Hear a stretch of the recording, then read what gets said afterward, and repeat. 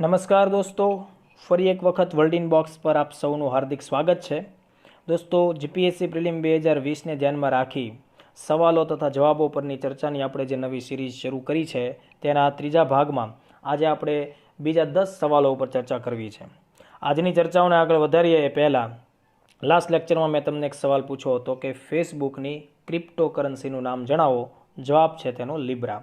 આજનો પહેલો ક્વેશ્ચન જોઈએ દોસ્તો કે ભારતમાં ઇનોવેશન ડેની ઉજવણી કયા દિવસે થાય છે? સવાલ છે ઇનોવેશન ડે. હવે જુઓ, આ સવાલ બે પ્રકારે પૂછી શકાય. એક તો કે સવાલ ક્યારે ઉજવવામાં આવે છે એટલે તારીખ પ્રમાણે, અને બીજો એનો પ્રકાર એ રીતે પૂછાય કે ભાઈ આ ઇનોવેશન ડે એ કઈ ઘટના અથવા કઈ વ્યક્તિ સાથે સંકળાયેલા છે. આનો જવાબ છે 15મી ઓક્ટોબર. દોસ્તો, 15મી ઓક્ટોબરના દિવસે ભારતના મહાન વિજ્ઞાની, મિસાઇલમેન અને એક સમયે ભારતના રાષ્ટ્રપતિ હતા એવા ડૉક્ટર એપીજે અબ્દુલ કલામની જન્મ જયંતિ છે. તો ડૉક્ટર એપીજે અબ્દુલ કલામની જન્મ જયંતિને આપણા દેશમાં ઇનોવેશન ડે તરીકે આપણે ઉજવીએ છીએ. હવે જુઓ, પ્રિલિમ અને મુખ્ય પરીક્ષાને ધ્યાનમાં રાખીને ડૉક્ટર કલામના જીવનના મહત્વપૂર્ણ પડાવ છે તેની આપણે થોડી પરીક્ષાલક્ષી ચર્ચા કરીએ. દોસ્તો, ડૉક્ટર કલામનો જન્મ 1930માં તમિલનાડુના રામેશ્વરમાં થયો.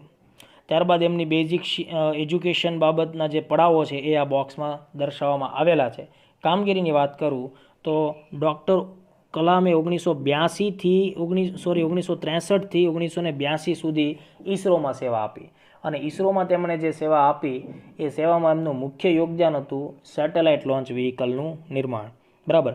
1982 બાદ ડૉક્ટર કલામ DRDOમાં જોડાયા, અને DRDOમાં જઈ અને તેમણે ભારત માટે સ્વદેશી મિસાઇલ વિકસાવવાની કામગીરી આગળ વધારી.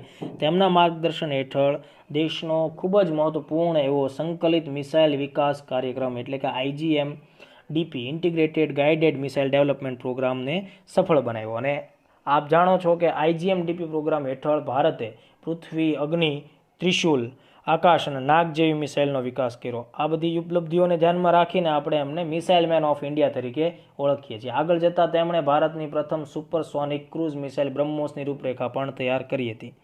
તેમનું વિજ્ઞાન ક્ષેત્રનું યોગદાન અહીંયા અટકતું નથી. વર્ષ 1998માં અટલ બિહારી વાજપેયીની સરકારના સમયમાં આયોજિત થયેલું પોખરણ 2 એટલે કે ઓપરેશન શક્તિને પણ તેને સફળ માર્ગદર્શન આપ્યું હતું. ઓકે, તો આમ જોવા જઈએ દોસ્તો તો વિજ્ઞાનના ક્ષેત્રોમાં રાષ્ટ્ર માટે મહત્વપૂર્ણ એવા તમામ ક્ષેત્રો, અવકાશ હોય, મિસાઇલ ડિફેન્સ હોય અને ન્યુક્લિયર ટેસ્ટ હોય, તમામમાં એમની કામગીરી મહત્વપૂર્ણ રહી છે. ઓકે, વર્ષ 1997માં ભારત સરકારે તેમને ભારત રત્નથી સન્માનિત કર્યા, અને 2002થી 2007 દરમિયાન તેઓ ભારતના રાષ્ટ્રપતિ પણ બન્યા. આપ જાણતા હશો દોસ્તો કે ડૉક્ટર કલામ વિજ્ઞાની હોવાની સાથોસાથ એક ઇન્સ્પિરેશનલ રાઇટર પણ છે, અને તેમને ઘણા બધા પુસ્તકોની રચના કરી. એમાં વિશેષ છે તેમની આત્મકથા વિંગ્સ ઓફ ફાયર અથવા તો અગનપંખ. બાકીના પુસ્તકોની યાદી અહીંયા સ્ક્રીન ઉપર આપવામાં આવેલી છે. ઓકે, તો નેક્સ્ટ ક્વેશ્ચન તરફ આપણે આગળ વધીએ. વિશ્વનું પ્રથમ CNG પોર્ટ ટર્મિનલ ગુજરાતના કયા બંદરે સ્થાપવામાં આવશે? જવાબ છે ગુજરાતનું ભાવનગર બંદર.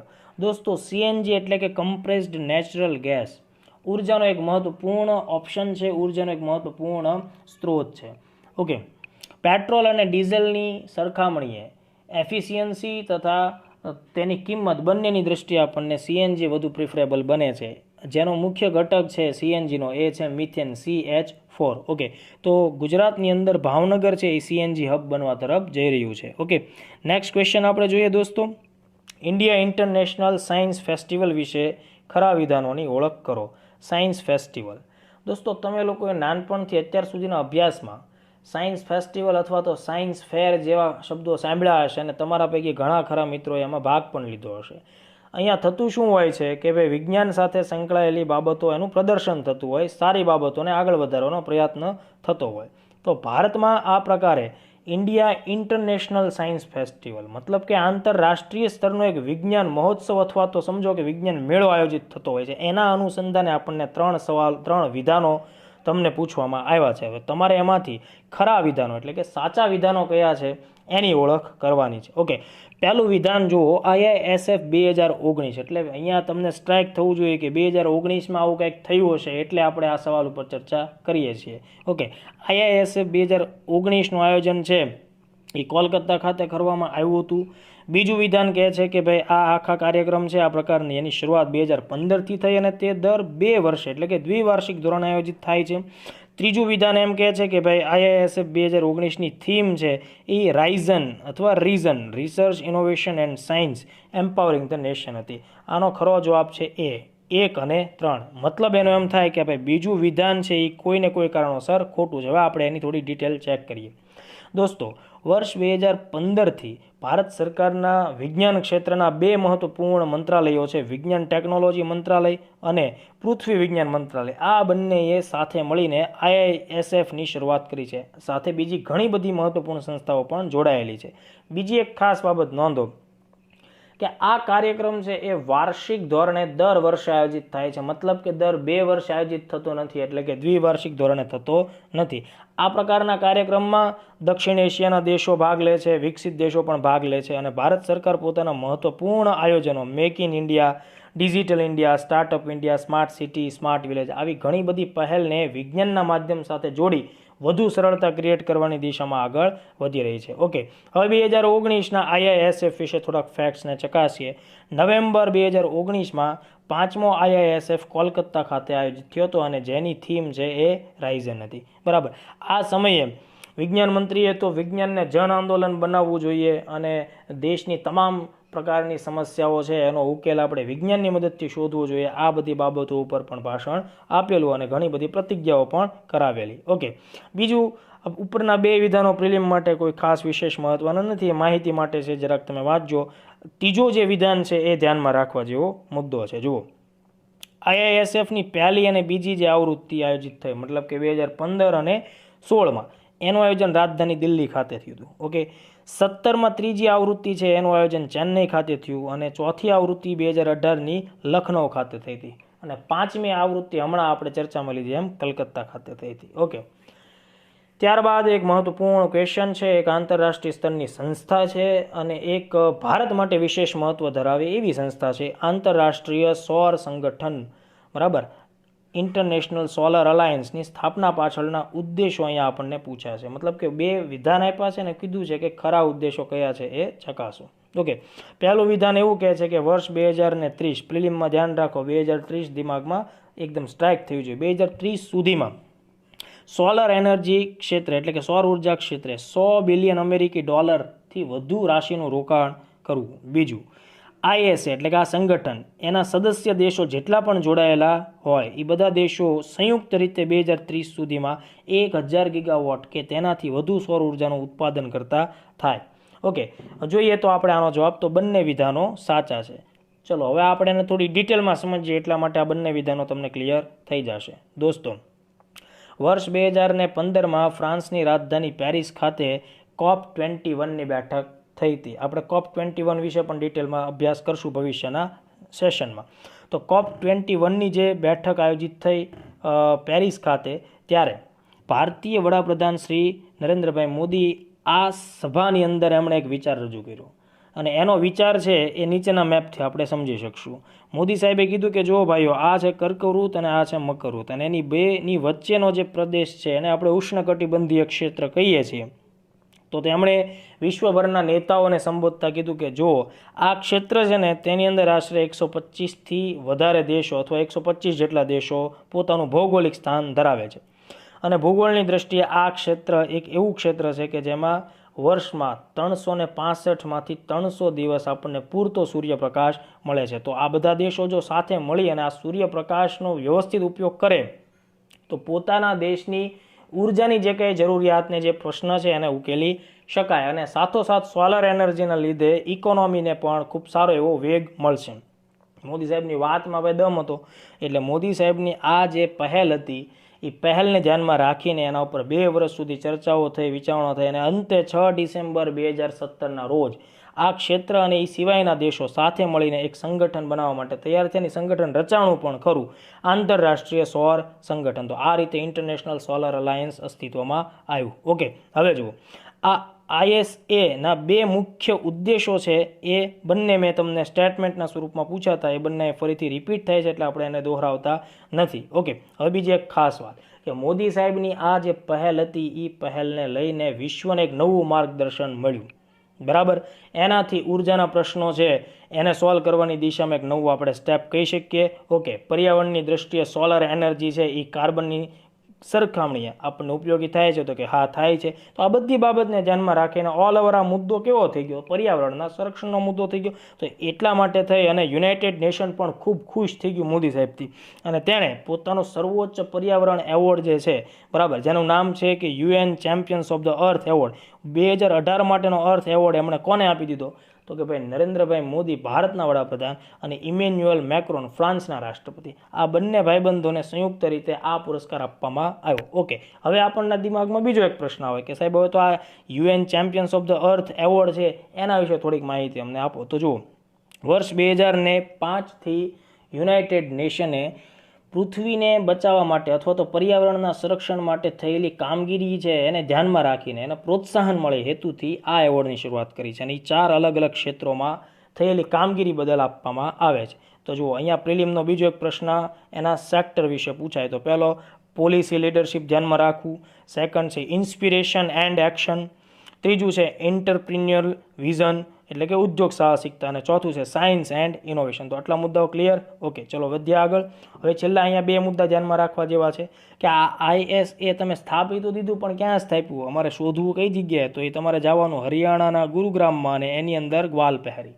ગ્વાલપહેરી એક એવું સ્થળ છે કે જ્યાં ભારતની નેશનલ સોલર ઇન્સ્ટિટ્યૂટ આવેલી છે. તો અહીંયા આપણે આંતરરાષ્ટ્રીય સ્તરની કોઈ એક એવી સંસ્થા છે કે જેનું વડું મથક ક્યાં આવેલું છે? ભારતમાં આવેલું છે. બરાબર.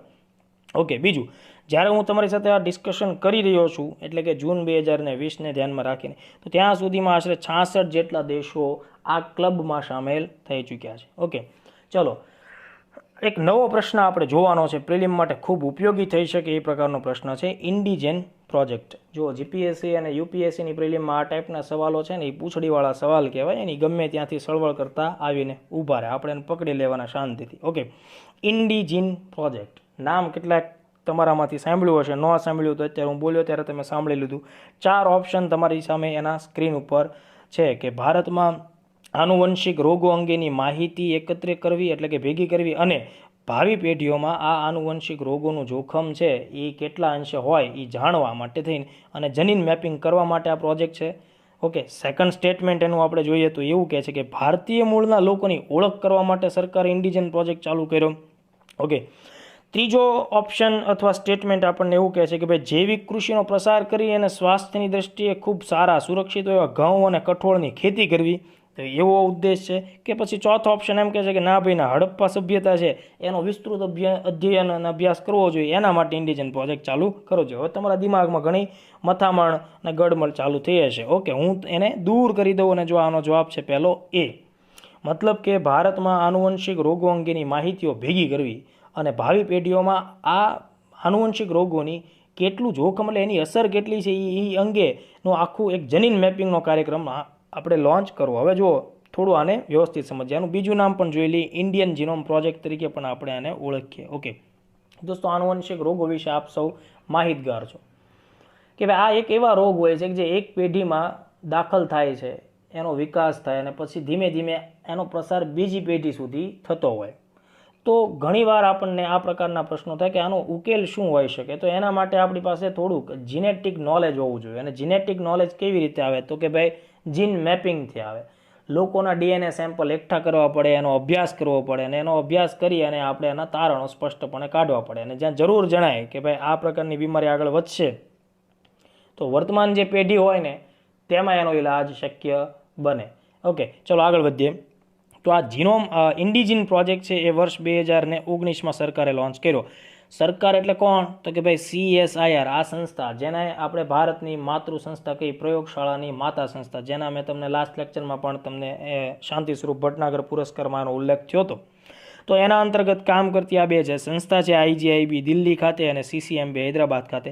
આ બંને સંસ્થાઓએ સાથે મળીને આ કામ આખું આયોજિત કર્યું. ઓકે, આ કાર્ય અંતર્ગત શું થયું? તો કે ભાઈ દેશના વિવિધ વિવિધ પ્રકારના કલ્ચરલ કોમ્યુનિટી એટલે કે વિવિધ પ્રકારના સમુદાયોમાંથી 1008 લોકો છે એમની સહમતિથી અને એમને પૂરી માહિતી આપી કે ભાઈ અમે આ પ્રયોગ માટે તમારું DNA સેમ્પલ લેવા માગીએ છીએ અને એમની મંજૂરી સાથે 1008 લોકોનો જીનોમ મેપિંગ કરવામાં આવ્યું અને એના આધારે સરકારે કેટલીક ખાસ અગત્યની માહિતીઓ એકઠી કરી. ઓકે, તો ઇન્ડિયન જીનોમ પ્રોજેક્ટ અથવા તો ઇન્ડિજીન પ્રોજેક્ટ પૂછાય તો તમને આવડવો પડે. ઓકે, ત્યારબાદ દોસ્તો એક મહત્વપૂર્ણ ક્વેશ્ચન આપણે ધ્યાનમાં લઈએ કે ભાઈ RT-PCR ચર્ચામાં છે તેની ઓળખ કરો. જો આ પ્રકારના સવાલો બહુ મજા આવે એ પ્રકારના પ્રિલિમમાં પૂછાતા હોય, જ્યારે તમે એની માહિતી ધરાવતા હો તો તમે ખૂબ ખુશીથી આનંદથી ટીક મારતા હો અને બહાર નીકળીને તમને આવો એકાદો સવાલ આવડ્યો હોય ને એની ખૂબ મજા હોય છે. ચલો વધીએ આગળ. ઓપ્શન એ એવું કહે છે કે બેન્કો દ્વારા તમામ લોન માટે કોરોના અસર હેઠળ 6 મહિના સુધી રાહત આપવા માટે આ એક પ્રકારનું બેન્કિંગ ટૂલ વાપરવામાં આવ્યું છે, એનું નામ છે RT-PCR. સેકન્ડ સ્ટેટમેન્ટ એવું કહે છે કે ભાઈ કોરોના બીમારીની તપાસ માટે ઉપયોગમાં લેવામાં આવતી મેડિકલ ટેસ્ટ છે. ત્રીજો ઓપ્શન સી એવું કહે છે કે પૃથ્વીના વાતાવરણમાં પ્રવેશીને સળગી ઉઠેલી ઉલ્કા હતી ને એને વૈજ્ઞાનિકોએ RT-PCR નામ આપ્યું છે. તો ચોથો ઓપ્શન કહે છે કે ભાઈ એવી કોઈ વાત નથી, આ એક વેબ એપ્લિકેશન છે અને જેના માધ્યમથી લાઈવ ઇન્ટરેક્શન શક્ય બને છે. હવે જુઓ, આ સવાલની અંદરનો સાચો જવાબ છે કે ભાઈ કોરોના બીમારીની તપાસ માટે હાલમાં ઉપયોગમાં લેવામાં આવી રહેલી એક મેડિકલ ટેસ્ટ છે. દોસ્તો પહેલી વાત એ કે RT-PCRનું પૂરું નામ શું છે? RT-PCRનું પૂરું નામ છે reverse transcription polymerise chain reaction. દોસ્તો આ RT-PCRની ટેસ્ટ છે એ કોરોના આવી ગયું, કોરોના ફેલાઈ ગયું પછી એ શોધ આખી અસ્તિત્વમાં આવી કે આ આખું મશીન આવ્યું એવું નથી.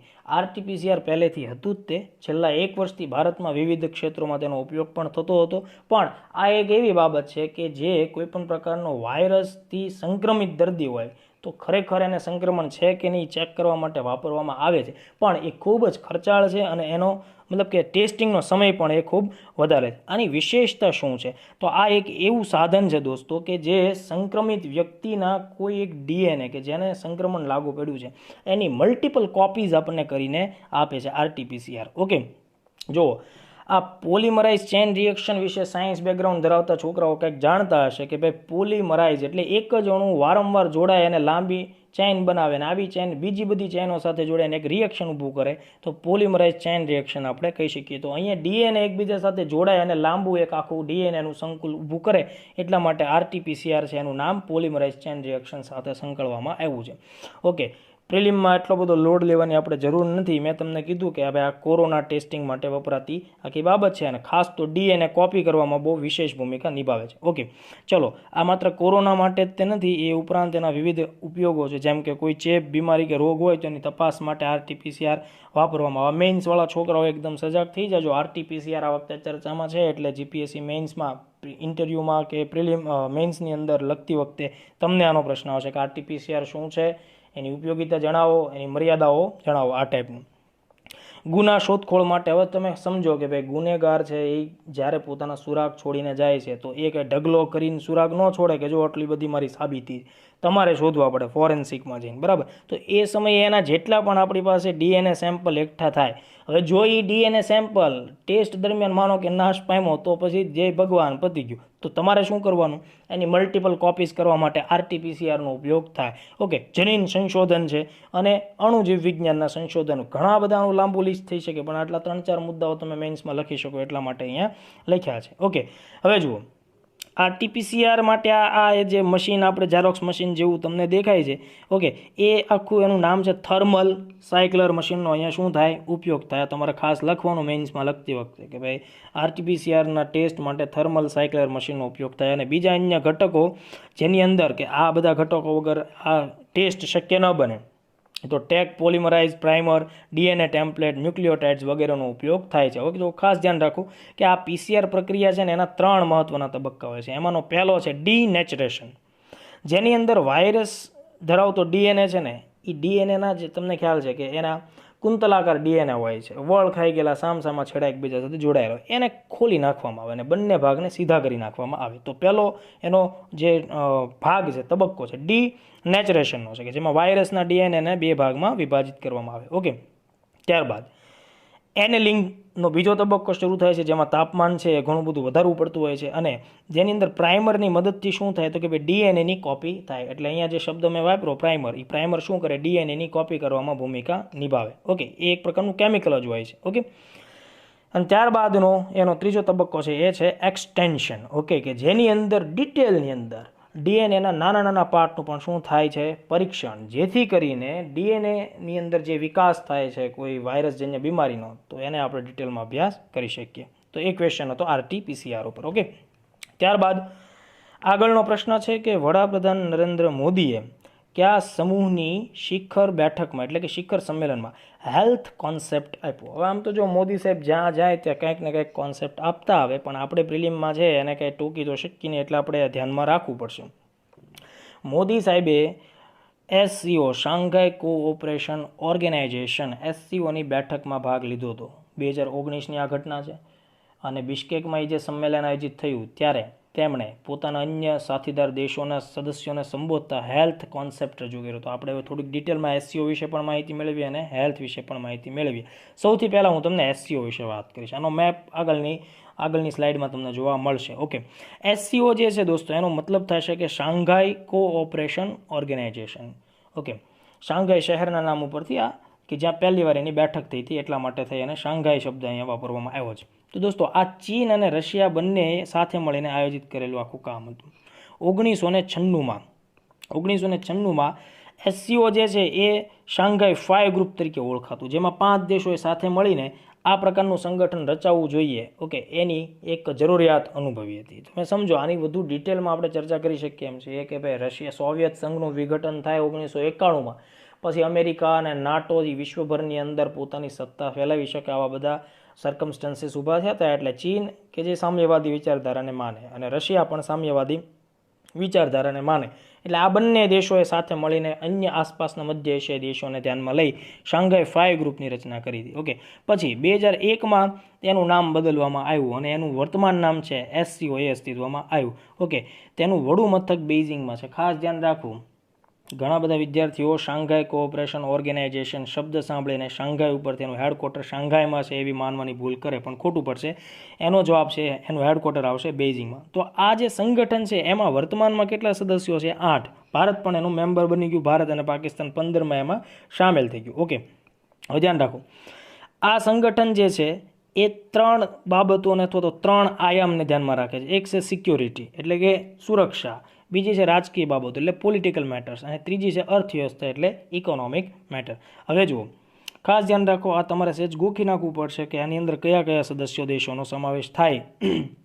ઇન્ડિયા, કઝાકિસ્તાન એવો દેશ છે દુનિયામાં સૌથી વધુ યુરેનિયમ કઝાકિસ્તાન પાસે આવેલું છે. Okay, China, કિર્ગિસ્તાન, Pakistan, Russian federation, Russia આપણે શબ્દ બોલતા હોય પણ ઓરિજિનલી એનું નામ છે એ રશિયન ફેડરેશન થાય, તાજિકિસ્તાન અને ઉઝબેકિસ્તાન. આ મૂળ જે 8 દેશો છે એ એની સાથે સંકળાયેલા છે. ઓકે, બીજા 4 એના ઓબ્ઝર્વર સ્ટેટ્સ છે, જેની અંદર અફઘાનિસ્તાનનો સમાવેશ થાય છે, બેલારુસનો સમાવેશ થાય, ઈરાન અને મંગોલિયાનો સમાવેશ થાય છે. ઓકે, અને બીજું 6 એના ડાયલોગ પાર્ટનર્સ છે કે જે સંવાદોની અંદર સાથે રહેતા હોય છે. એની અંદર અઝરબૈજાન, આર્મેનિયા, કંબોડિયા, નેપાલ, તુર્કી અને શ્રીલંકાનો સમાવેશ થાય છે. આ ખાસ ધ્યાનમાં રાખવું, કારણ કે શ્રીલંકા આપણો પાડોશી દેશ છે. ઓકે, હવે જુઓ, અહીંયા આપણે પહેલાં એનો મેપ જોઈ લઈએ. તો આ જે દર્શાવવામાં આવેલો વિભાગ છે એ કોનો છે? તો SCOના મેમ્બર્સ કન્ટ્રીઝ છે. ઓકે, SCO વિશે થોડીક ડિટેલમાં અહીંયા તમને વાત કરું તો વિશ્વની જે ટોટલ GDP છે એનો આશરે 20% જેટલો હિસ્સો SCO દેશ ધરાવે છે, અને પોપ્યુલેશનની દ્રષ્ટિએ વાત કરીએ તો વિશ્વની આશરે 40% જનસંખ્યા એ આ દેશોમાં જાણવામાં આવે છે. ઓકે, હવે આપણે થોડુંક બેકમાં જઈએ. જૂન 2019માં કિર્ગિસ્તાનની રાજધાની છે બિશ્કેકની અંદર SCOની બેઠક આયોજિત થઈ હતી, અને એમાં મોદી સાહેબે આ બધા દેશોને હેલ્થ મંત્ર આપ્યો. હેલ્થ એટલે અલગ અલગ 6 ક્ષેત્રોનો એમાં સમાવેશ થાય. H ઉપરથી આવે છે હેલ્થ કેર કોઓપરેશન, E ઉપરથી આવશે ઇકોનોમિક કોઓપરેશન, A ઉપરથી અલ્ટરનેટ એનર્જી, L એટલે લિટરેચર એન્ડ કલ્ચર, T એટલે ટેરરિઝમ ફ્રી સોસાયટી, અને H એટલે હ્યુમેનિટેરિયન કોઓપરેશન. પ્રિલિમમાં ખાસ ધ્યાન રાખવું, ક્યારેક આ પ્રકારના વિચિત્ર સવાલ આવે ને હેલ્થની અંદર કોનો સમાવેશ થાય કોનો નથી થતો, આવા બધા મુદ્દાઓ આવે તો એ સમયે તમને આ પ્રશ્ન આવડવો પડે. ઓકે, હવે જુઓ દોસ્તો, અહીંયા જે સેકન્ડ મેપ દર્શાવવામાં આવ્યો છે, વિશ્વમાં અત્યારે આંતરરાષ્ટ્રીય સંબંધોના જે વિશ્લેષક વ્યક્તિઓ છે એ એવું માની રહ્યા છે કે દુનિયાની અંદર નાટો સંગઠનને જો અત્યારે કોઈ સૌથી વધુ પડકારી શકે અથવા તો એને બેલેન્સ કરવાની કન્ડિશનમાં હોય તો આ એસસીઓ કન્ડિશન છે. એટલા માટે આપણે અહીંયા એસસીઓને એક પ્રકારે એન્ટી નાટો સંમેલન તરીકે કદાચ માનો કે આવો શબ્દ પરીક્ષામાં પૂછાય તો એ પણ તમને ખ્યાલ આવવો જોઈએ. હવે જો આ દેશોએ સાથે મળીને 2019માં એક સૈન્ય કવાયત પણ આયોજિત કરી હતી. નવેમ્બર 2019માં એવા સમાચાર આવ્યા છે કે ભાઈ દિલ્હી ખાતે આ બધા દેશો જોઈન્ટ એટલે કે 8 દેશ છે એની સંયુક્ત એક્સરસાઇઝ છે કવાયત આયોજિત થઈ હતી, જેનો મુખ્ય ઉદ્દેશ શું હતો? આપત્તિ નિવારણની ભૂમિકા હતી. અને આગલા વર્ષોમાં જોઈએ તો આપણને એસસીઓ દ્વારા પીસ મિશન નામનું એક સૈન્ય અભ્યાસ આયોજિત થયું હતું. આ ઉપર સવાલ પણ ઓલરેડી પૂછવામાં આવ્યો છે. ઓકે, તો એસસીઓનું બીજું એક મતલબ સૈન્ય કવાયત છે એનું નામ પૂછી શકે તો પણ એનો જવાબ આવશે પીસ મિશન. નેક્સ્ટ મહત્વપૂર્ણ પર્યાવરણલક્ષી મુદ્દા ઉપર આપણે આગળ વધીએ. ફ્રાઇડે ફોર ફ્યુચર શું છે? ફ્રાઇડે ફોર ફ્યુચર એક પ્રકારની ઇનિશિયેટિવ એટલે કે એક પહેલ છે. તો 4 ઓપ્શન છે કે આબોહવા સંરક્ષણ માટેની શાળા હડતાલ છે. બીજો ઓપ્શન એવું કહે છે કે ભાઈ એ શાળા હડતાલ નથી પણ કુપોષિત બાળકોની સુરક્ષા માટે માઇક્રોસોફ્ટ કંપનીએ આદરેલું એક વૈશ્વિક અભિયાન છે. તો ત્રીજો ઓપ્શન કહે છે કે ભાઈ એવું કાંઈ પણ નથી, સ્વચ્છ પેયજળ ઉપલબ્ધિ માટેનું પૃથ્વી વિજ્ઞાન મંત્રાલયની એક પહેલ છે. ઓપ્શન ડી બધાને ના પડે છે. ભાઈ શાંતિ રાખો કે ફેસબુક દ્વારા શરૂ કરેલી આ તો નિઃશુલ્ક યોગા વર્ગો છે. જવાબ આનો સાચો છે એ. બાકીના જવાબો છે ઓપ્શન છે ખોટા છે. આબોહવા સંરક્ષણ માટેની એ શું છે? શાળા હડતાલ. ઓકે, વધીએ આગળ. દોસ્તો આ એક આખી એવી પહેલ છે કે જેની શરૂઆત એક 17 વર્ષીય સ્વીડિશ નાગરિક કન્યા ગ્રેટા થનબર્ગ દ્વારા શરૂ કરવામાં આવી. ગ્રેટા થનબર્ગ છે એણે એવું નક્કી કર્યું કે ભાઈ પર્યાવરણનો બચાવ કરવો એ અત્યારના દરેક નાગરિક અને સરકારની પ્રાઇમ પ્રાયોરિટી હોવું જોઈએ. એટલે એણે એના ઘરથી શરૂઆત કરી કે કેવી રીતે આપણે પર્યાવરણને બચાવી શકીએ. એણે એના માતા પિતા સાથે સંવાદો કર્યા અને એની ઘરની આખી રહેણી કહેણી એવી રીતે બદલી નાખી જેથી કરીને તમે પર્યાવરણને ઓછો મતલબ નુકસાની આપો. ત્યારબાદ એણે શું કર્યું કે આ પહેલ એણે એના મિત્રો સુધી લઈ ગઈ અને પછી સ્કૂલ લેવલ પર એણે આ પહેલનો પ્રચાર કર્યો કે દર શુક્રવારે આપણે ભાઈ ભણવાનું નહીં. તો શું કરવાનું? પિક્ચર જોવાનું નહીં ભાઈ, એવું નહીં કરવાનું. આપણે શું કરવાનું તો કે ભાઈ આપણા દેશની સરકાર અને જે કાયદા ઘડતા લોકો છે એની સામે એક સારો એવો પોઝિટિવ પ્રોટેસ્ટ કરવાનો. મતલબ હિંસા કે કોઈ બહુ દેકારો પાડીને એવી રીતે નહીં, પણ આ પ્રકારના કેમ સ્લોગન છે લઈને બેસી જવાનું, રેલી કાઢવાની. ઓકે, એક જેન્યુઅન પ્રોટેસ્ટ આપણે કરવાનો જેથી કરીને સ્વીડનની સરકાર છે એના ધ્યાનમાં આ બાબત આવી. સોશિયલ મીડિયા ઉપર અને સોશિયલ મીડિયાના માધ્યમથી આ પહેલ અમેરિકામાં અને યુરોપ જેવા પ્રદેશોમાં ફેલાઈ ગઈ અને એમ કરતાં છે એ આખી ઘટના એ ગ્રેટા ઇફેક્ટમાં તબદીલ થઈ ગઈ. ઓકે, તો 2018માં જે આ આખું આયોજન શરૂ થયું ફ્રાઇડેઝ ફોર ફ્યુચર એટલે ભવિષ્ય માટે શુક્રવારના દિવસે એજ્યુકેશન સ્ટોપ. મતલબ આ એક પ્રકારની શું કહેવાય જેને યુથ આખું આંદોલન જેને આપણે કહી શકીએ કે યુવાનો એક પ્રકારની પર્યાવરણીય પહેલમાં જોડાય છે. ઓકે, તો આ આખી બાબત થઈ. જો આ આખી બાબતને શું મેં કીધું ગ્રેટા ઇફેક્ટ નામ આપવામાં આવ્યું છે, તમે જોઈ શકો છો. અને ટાઈમ મેગેઝિન જે વિશ્વ પ્રખ્યાત છે એણે 2019માં Time's person of the year તરીકેનો ખિતાબ પણ કોને આપ્યો? તો આ લેડીને આપ્યો. ઓકે, તો મતલબ કહેવાનો ભાવાર્થ એમ છે કે આ પ્રકારે ગ્રેટા થનબર્ગ ચર્ચામાં હતા. ઓકે, બીજું હવે જો જાણવા જેવા બીજા 2 ફેક્ટ આપણા હાથમાં લાગ્યા છે કે ગ્રેટા થેનબર્ગ જે વિશ્વ વિખ્યાત થઈ ગયા અને એમણે આ જે કંઈ યોગદાન આપ્યું એને ધ્યાનમાં રાખીને બ્રિટિશ નેચરલ હિસ્ટ્રી મ્યુઝિયમના વૈજ્ઞાનિકોએ ભમરાની એક નવી જાત શોધી અને એણે શું નામ આપ્યું? એને નેલોપ્ટોડસ ગ્રેટા. ગ્રેટા થેનબર્ગના નામ ઉપરથી ભમરાને પણ આવું નામ આપ્યું. બીજું, નેધરલેન્ડના વૈજ્ઞાનિકોએ ફોર્મમાં આવી ગયા અને એમણે એક ગોકળ ગાયની નવી જાતિ શોધી. ચલો એણે નામ આપી દીધું કેસ પેડોટ્રોપિક ગ્રેટા થેનબર્ગ. તો ગોકળ ગાય અને ભમરાને પણ ગ્રેટા થેનબર્ગના નામ મળવા માંડ્યા. ઓકે, ચલો ત્યારબાદનો એક મહત્વપૂર્ણ બીજો સવાલ આપણે જોઈએ. ઇન્ડ એર શું છે? મતલબ કે ઇન્ડ એર વિશે વિધાનો પૂછ્યા છે અને એ વિધાનો પૈકી આપણે સાચા એટલે કે ખરા વિધાનોની ઓળખ કરવાની છે. જો પહેલું વિધાન એમ કહે છે કે હવાની ગુણવત્તા અંગે, એર ક્વોલિટીની વાત છે, હવાની ગુણવત્તા અંગે થયેલા શોધ સંશોધન માટેની એક ઓનલાઈન રિપોઝિટરી એટલે એક એવું સ્થાન કે જ્યાં તમને બધી માહિતી છે એ જોવા મળે. તો રિપોઝિટરી છે. સેકન્ડ સ્ટેટમેન્ટ એવું કહે છે કે ઇન્ડ એર આ પ્રકારની પહેલી રિપોઝિટરી છે. ઓકે, એન્ડ થર્ડ જોઈએ તો ત્રીજું વિધાન એમ કહે છે કે ભાઈ તેનો વિકાસ છે એ CSIR દ્વારા થયો છે. આપણે સાચો જવાબ જોઈએ તો A એન્ડ B, મતલબ કે 1, 2 અને 3 ત્રણ વિધાનો સાચા છે. તો હવે આપણે થોડી ડિટેલ ઇન્ડ એર વિશે માહિતીમાં મેળવીએ. દોસ્તો, ઇન્ડ એરનું પહેલાં પૂરું નામ જોઈ લો. Indian air quality studies interactive repository. તો ભારતમાં અત્યાર સુધીમાં હવાની ગુણવત્તા અંગે જે કોઈ પ્રકારના સંશોધનો થયા, જે કોઈ પ્રકારના આર્ટિકલ્સ લખાણા, તેને ધ્યાનમાં રાખીને જે કોઈ કાયદા કાનૂનનું નિર્માણ થયું, આ દરેક વસ્તુને ઓનલાઈન એક પ્લેટફોર્મ ઉપર રજૂ કરવામાં આવી છે. આ કામ ઓલરેડી થઈ ચૂક્યું છે નવેમ્બર 2019માં. એ જે પ્લેટફોર્મ બનાવવામાં આવ્યું, આપણે એને આ નામ આપ્યું છે ઇન્ડ એર, એટલે કે ઓનલાઈન પ્લેટફોર્મ, એક વેબસાઇટ છે એમ સમજી લો, કે જ્યાં તમને ભારતમાં હવાની ગુણવત્તા અંગેની તમામ માહિતીનું સ્ટેટસ છે એ અપલોડ થયેલું જોવા મળશે. ઓકે, ચલો હવે આ કઈ સંસ્થા દ્વારા, પહેલાં તો આપણે સમજીએ કે આ પ્રકારની કામ થઈ તો ઓકે, અને આ કેવું કામ છે ભારતમાં, તો કે ફર્સ્ટ ટાઈમ થયું, તો જે ઓલું સેકન્ડ સ્ટેટમેન્ટ છે એ પણ સાચું થઈ ગયું. આ પ્રકારની પહેલ અને આ કામ કોણે હાથમાં લીધું, તો કે ભાઈ CSIR, અગેન જ્યાં CSIR મતલબ પ્રયોગશાળાની માતા, એના દ્વારા સ્થપાયેલી એક ઇન્સ્ટિટ્યૂટ છે, એનું નામ છે NEERI. જો અહીં બાજુમાં તમને બતાવવામાં આવ્યું છે, national environmental engineering research institute, કે જે પૂના ખાતે આવેલી છે. ઓકે, તેણે આ આખી કામગીરી હાથ ધરેલી છે. બરાબર, તો આ બધી બાબતને ધ્યાનમાં રાખજો. 1905માં પહેલી વખત ભારતમાં બેંગાલ સ્મોકિંગ ન્યુસન્સ એક્ટ હેઠળ વાયુ ગુણવત્તાનો અભ્યાસ કરવામાં આવ્યો હતો, મતલબ બ્રિટિશ કાળની બાબત હતી. આજનો નેક્સ્ટ અને લાસ્ટ ક્વેશ્ચન જોઈએ દોસ્તો, કે કુલિકોઇડ્સ, આ શબ્દ છે કુલિકોઇડ્સ ચર્ચામાં રહે છે, તેની ઓળખ કરો. અહીંયા ક્વેશ્ચન ટેગ નહીં આવે પણ છે. ચલો, કુલિકોઇડ્સ શું છે તેની ઓળખ કરો. તો પહેલો ઓપ્શન આપણે જોઈએ, દૂધાળા પ્રાણીઓના મોત માટે જવાબદાર એક વાયરસ. સેકન્ડ કહે છે કે ભાઈ એવું કંઈ નથી, આ તો એક અત્યંત નાના કદની માખી છે. ઓપ્શન સી કહે છે કે ભાઈ સાંભળો, મેઘાલયમાંથી મળી આવેલું વિશ્વનું સૌથી મોટું ફૂલ, એનું નામ છે કુલિકોઇડ્સ. ડી એમ કહે છે કે ભાઈ ભૂગર્ભ જળના પ્રદૂષણથી થતી એક બીમારી. હવે જુઓ, આપણે તો પાછા મુશ્કેલીમાં મુકાઈ ગયા. સાચો જવાબ છે અત્યંત નાના કદની એક માખી. જો અહીંયા રહી કુલિકોઇડ્સ માખી. દોસ્તો, આ માખી જે છે ને એ બ્લુ ટંગ વાયરસની વાહક છે. વાયરસનું નામ છે બ્લુ ટંગ, અને આ માખી જ્યારે દૂધાળા પશુઓને કરડે છે ત્યારે આ બ્લુ ટંગ વાયરસ છે દૂધાળા પશુઓમાં દાખલ થાય. આ દૂધાળા પશુઓમાં બ્લુ ટંગ વાયરસ દાખલ થવાથી પશુ છે એ બીમાર થઈ જાય છે અને અંતે એનું મૃત્યુ થઈ જાય છે. એને બ્લુ ટંગ વાયરસનું નામ બ્લુ ટંગ શા માટે છે, તો જુઓ, જ્યારે કોઈ પ્રાણી સંક્રમિત થાય છે તો તેનો ચહેરાનો અને જીભનો જે ભાગ છે એ એકદમ ભૂરાશ પડતા રંગનો થઈ જાય, બ્લુ રંગ જેવો થઈ જાય. એટલા માટે થઈને એ વાયરસનું નામ છે બ્લુ ટંગ. તો એનો ફેલાવો કોણ કરે છે, તો આ નાની એવી માખી છે કુલિકોઇડ્સ. ઓકે, ભારતમાં આ માખી ક્યાંથી આવી, આ વાયરસ ક્યાંથી આવ્યો સમજો.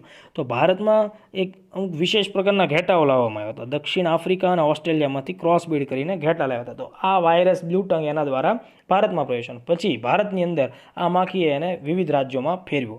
તો જુઓ, ભારતના ઘણા બધા રાજ્યો અહીંયા લિસ્ટ આપ્યું છે, આંધ્ર, કર્ણાટક, કેરળ, જમ્મુ કાશ્મીર, ગુજરાત, હરિયાણા, મહારાષ્ટ્ર. આ બધામાં આ માખીના જે ત્રાસ છે એના લીધે દર વર્ષે અસંખ્ય પ્રાણીઓ છે એનું મૃત્યુ થાય છે. તો આ પ્રકારે આપણે આ બધા મુદ્દાને ધ્યાનમાં લીધા. ઓકે, તો અહીંયા હું આજના આ લેક્ચરને અટકાવું છું. ફરીથી આપણે મળશું ત્યારે ઘણા બધા વધારે સારા મતલબ કે પરીક્ષાલક્ષી ક્વેશ્ચન્સને ચર્ચામાં લેશું. ત્યાં સુધી વર્લ્ડ ઇન બોક્સ સાથે જોડાયેલા રહો. આ ઉપરાંત બીજી એક ખાસ બાબત પણ ધ્યાનમાં રાખો કે અમે લોકો રેગ્યુલરલી ઘણા બધા IMP ટોપિકના યુટ્યુબ વિડીયો લેક્ચર્સ બનાવીએ છીએ. તો વહેલી તકે યુટ્યુબ વર્લ્ડ ઇન બોક્સને સબસ્ક્રાઇબ કરો, બેલ આઇકન પણ દબાવો અને વહેલી તકે તૈયારી કરીને પરીક્ષા પાસ થાઓ અને અમને એમ કહો કે સાહેબ અમે પરીક્ષા પાસ થઈ ગયા. ચાલો મળીએ. Thank you.